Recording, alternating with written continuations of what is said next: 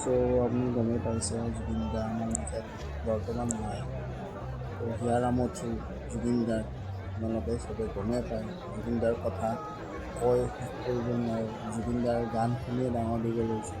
আমি ঠিক এয়াৰপৰ্ট গৈ পালোঁ 4:30 5টামান বাজিছে। দেখিছে চব পোহৰ হৈ গৈছে, চাৰিওফালে কেৱল মানুহ কেৱল মানুহ মানুহ। কিমান যে খেদা খাইছোঁ পুলিচৰ। জুবিন দা আহি পালে ঠিক 7:30মান বাজিছে।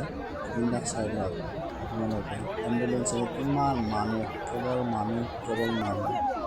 জুবিন অবিহনে মানে অসমে আধৰুৱা। কিবা জুবিন নথকাৰ কাৰণে অসমখনত এনেকুৱা যেন লাগিছে যেন অসমখন গোটেই ভাঙি চিঙি চুৰমাৰ হৈ গৈছে। আপোনালোকে চাই লওক।